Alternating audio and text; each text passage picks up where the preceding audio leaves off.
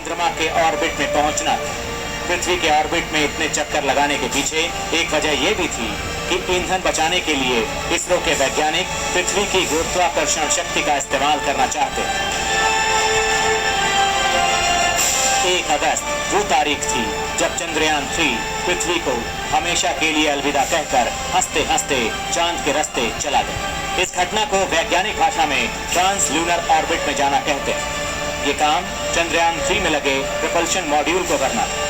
यहाँ से चांद तक पहुंचने में चंद्रयान 3 को 4 दिन लगने थे। ठीक 4 दिन बाद 5 अगस्त 2023 को चंद्रयान 3 की इस यात्रा का तीसरा अहम पड़ाव आ गया, यानी चंद्रमा के ऑर्बिट में एंट्री। चंद्रयान को करीब 13 दिन चंद्रमा के चक्कर लगाने थे, जैसे उसने पृथ्वी के चक्कर लगाए।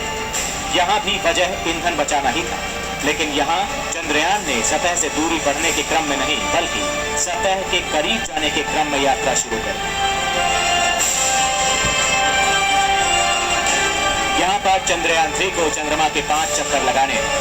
चंद्रमा के ऑर्बिट में प्रवेश करने के बाद चंद्रयान 3 ने वहां की शानदार तस्वीरें भेजी। 5 अगस्त को चंद्रयान 3 चंद्रमा के 5वें ऑर्बिट में प्रवेश कर गए। इसके बाद उसके ऑर्बिट को घटाने की प्रक्रिया शुरू हो गई। उस ऑर्बिट में चंद्रमा की सतह से चंद्रयान 3 की निकटतम दूरी 164 किलोमीटर और अधिकतम दूरी 18,074 किलोमीटर। 6 अगस्त को पहली बार चंद्रयान 3 को चंद्रमा की चौथी कक्षा में प्रवेश करवाया गया। यहाँ पर चांद की सतह से चंद्रयान की निकटतम दूरी 170 किलोमीटर और अधिकतम दूरी 4,313 किलोमीटर। 9 अगस्त को फिर से ऑर्बिट कम किया गया। तीसरे ऑर्बिट में सतह से चंद्रयान 3 की निकटतम दूरी 174 किलोमीटर और अधिकतम दूरी 1,437 किलोमीटर।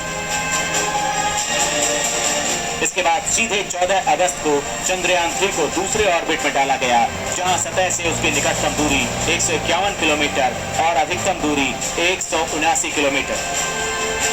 और फिर इसके बाद 16 अगस्त को उसे चंद्रमा के सबसे पास वाले ऑर्बिट में लाया गया, जहां सतह से उसकी निकटतम दूरी 153 किलोमीटर और अधिकतम दूरी 163 किलोमीटर थी।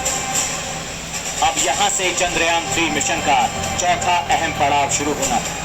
ये एक महत्वपूर्ण पड़ाव था, जहाँ चंद्रयान 3 के लैंडर मॉड्यूल को प्रोपल्शन मॉड्यूल से अलग होना। प्रोपल्शन मॉड्यूल के अलग होने के बाद वो चंद्रमा के निचले ऑर्बिट में ही रहकर कई महत्वपूर्ण काम करने वाला था, जिसमें इसरो सेंटर और लैंडर विक्रम के बीच संपर्क स्थापित करना भी एक काम था। 17 अगस्त के दिन चंद्रयान 3 के प्रोपल्शन और लैंडर मॉड्यूल अलग हो गए। इसी दिन दोनों मॉड्यूल चंद्रमा के चारों तरफ 100 किलोमीटर के गोलाकार ऑर्बिट में चक्कर लगाने लगे। 18 और 20 अगस्त को लैंडर मॉड्यूल की डी-ऑर्बिटिंग की गई, यानी चंद्रयान 3 की चंद्रमा की सतह से ऊंचाई कम की गई। लैंडर विक्रम और प्रोपल्शन मॉड्यूल पहले इलिप्टिकल ऑर्बिट में चक्कर लगा रहे थे, जिसे आप अंडाकार ऑर्बिट में चक्कर लगाना कह सकते हैं। अलग होने के बाद दोनों मॉड्यूल सर्कुलर ऑर्बिट यानी गोलाकार ऑर्बिट में चक्कर लगाने लगे। यहाँ से लैंडर विक्रम को चंद्रमा पर उतारने की प्रक्रिया शुरू कर दी। ये प्रक्रिया डी-बूस्टिंग कहलाती है, जिसमें लैंडर विक्रम की रफ्तार भी कम की।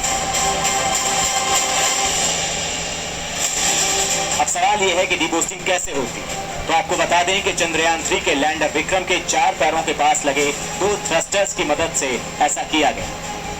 ये थ्रस्टर्स एक ऐसी शक्ति पैदा करते हैं जो लैंडर विक्रम की रफ्तार को उसी तरह से कम करता है जैसे कार में ब्रेक लगाए जाते हैं। यहाँ पर न्यूटन के तीसरे नियम का इस्तेमाल किया जाता है, जिसे क्रिया प्रतिक्रिया का नियम कहते हैं। लैंडर की रफ्तार जिस दिशा में होती है, उस दिशा का थ्रस्टर विपरीत दिशा में थ्रस्ट पैदा करता है, जिससे रफ्तार कम होती है। इसरो ने डी-बूस्टिंग की ग्राफिकल तस्वीरें भी जारी की थी। इन तस्वीरों के जरिए इसरो ने बताया था कि कैसे लैंडर विक्रम की रफ्तार कम की गई। चंद्रयान 3 के लैंडर विक्रम में जो कैमरे लगाए गए